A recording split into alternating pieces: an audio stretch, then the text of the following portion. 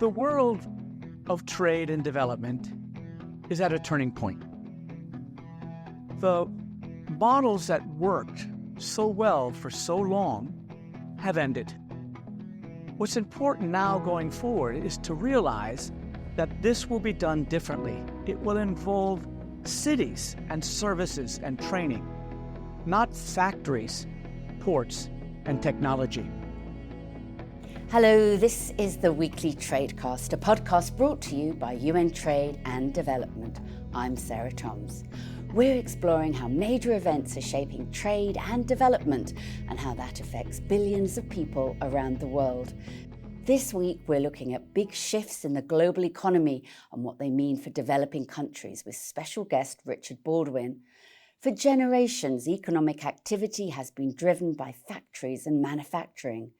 Goods still account for most of global trade, but the share of services like finance, accounting, consulting and advertising is on the rise. For developing countries, the services sector offers opportunities for higher incomes, more jobs and greater investment and trade. Services have also proven to be relatively resilient to the many crises in recent years, adding to their important role in any development strategy. Richard Baldwin is Professor of International Economics at the IMD Business School. The Financial Times has called him one of the most important thinkers in this era of global disruption. At the Global Leaders Forum marking the 60th birthday of UN Trade and Development, he was among the experts and government leaders looking at how to chart a new development course in a changing world. The views in this episode are those of the guest. The world of trade and development has changed in a rather important way. And I think the realization of how important the change is radically underestimated. Services are growing as fast now as they were in the go-go days of yore.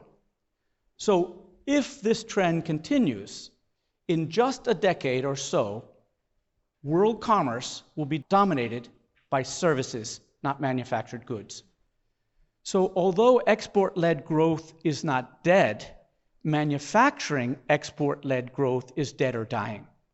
For a variety of reasons, at least part of it is the very rapid increase in Chinese manufacturing, which has made it difficult for other low-wage countries to get into that market as well. China's cost competitiveness is much higher because their labor cost is much smaller than the EU.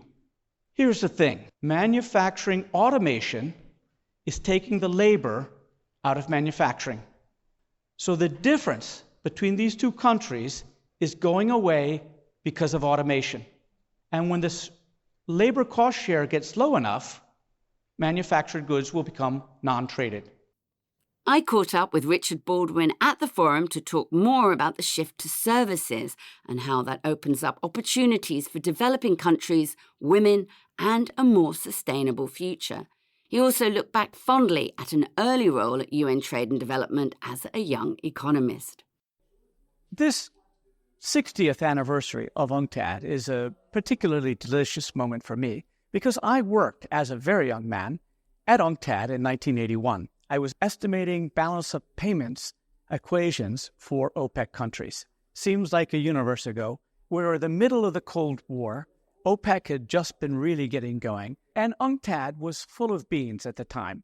So UNCTAD was originally developed in order to provide developing countries' voice in the world of trade. So we had the GATT, which tended to be dominated by the US, Japan, Canada, and the EU, and there was very little room for a voice of the third world. UNCTAD was created by that. UNCTAD, I think, has provided an invaluable forum for many developing countries. What's really changed since 1980 is the developing world has, in some sense, come into two groups. There's a set of emerging markets, we often call them, or emerging economies, who are really global powers. China and India can sit at the table toe-to-toe with any country on the planet. And there's also the BRICS and a number of other formulations, the emerging markets in the G20, for example. But many of the developing countries don't have a voice in the international forum, and UNCTAD helps provide that for them.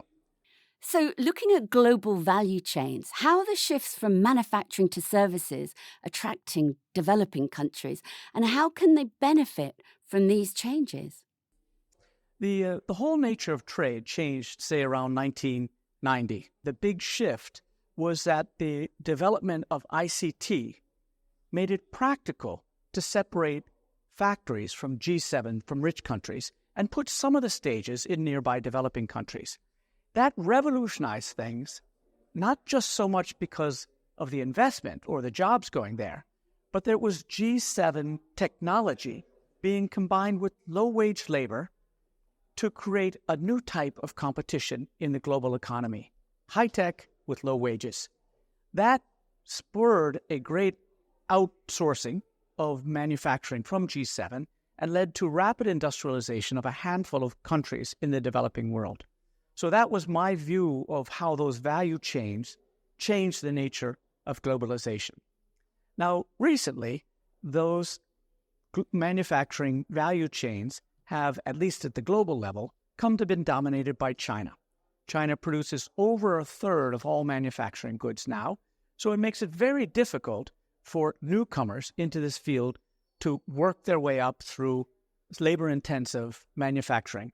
China has an enormous scale, a huge industrial base, and they're combining very good technology with wages that are still very competitive with G7 countries. So that idea that global value chains in manufacturing is the ticket to rapid industrialization, that's over, in my view. It's changed into services. As you said, trade flows and supply chains are global concerns.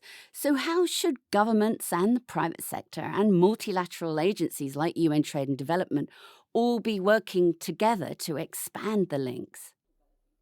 It seems clear to me that the old school way of doing it, which was building ports and infrastructure to try and encourage manufacturing, that is still working for a few countries, say like India.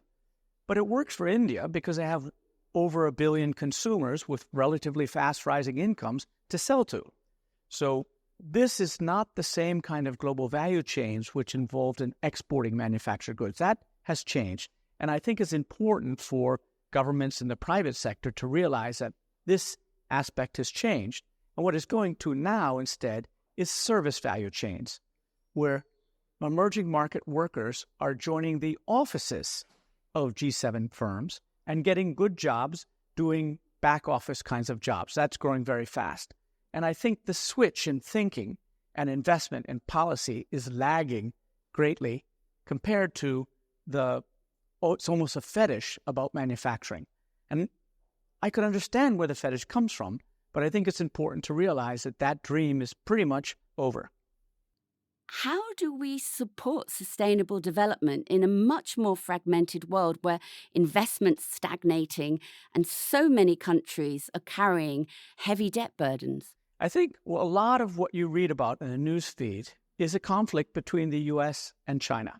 And it spreads out a little bit. And it's almost always in 3 or 4 sectors: semiconductors, medical products, precursors, supplies, and things to do with the new green technology, particular electric vehicles, electric batteries, solar cells. Now, most of the trade in the world is not those things. And as a consequence, I think people are overemphasizing how fragmenting the world is coming. So I don't think that the fragmentation is such an issue as people think. Let me point out that the infrastructure that you need for service exports is far lighter than it is for commodities or manufactured goods. Because basically what you need is a steady electricity supply, you need a good internet connection, and you need basically a laptop. None of which requires billion-dollar investments in port facilities or things like that are long, slow, and durable. So it's a much lighter. The second part about sustainable is services are less carbon intensive than manufacturing. And to the extent that trade shifts from manufacturing to services, the carbon emissions related to that trade is reduced. So the world where service trade dominates international commerce is a world that's less carbon intensive. One other thing that's true about services is women's participation in service exports is far higher than it is in physical goods. There's many reasons for that. I mean, if you just want one snippet, a lot of these things can be worked from home. So women can work from home and provide HR services, sorting through CVs, things like that. And even if they go into the office in what's called the business processing outsourcing, it tends to be in cities. It tends to be jobs which are less sweaty, less physically intensive. It's not a factory, it's an office, which tends to be more female-friendly and fits in better with lifestyle. But whatever the reason why, it's a fact that women are more involved in service trade exports than they are in manufactured good exports. So I think there's an element also of sustainability, inclusiveness that comes with the shift from manufacturing to services. What would you say are the biggest challenges and opportunities for charting a new course for development? The world of trade and development is at a turning point. The models that worked so well for so long have ended. What's important now going forward is to realize that this will be done differently. It will involve cities and services and training, not factories, ports, and technology. This change, this charting a new course, can open up the world to export-led development much broader than it has been so far.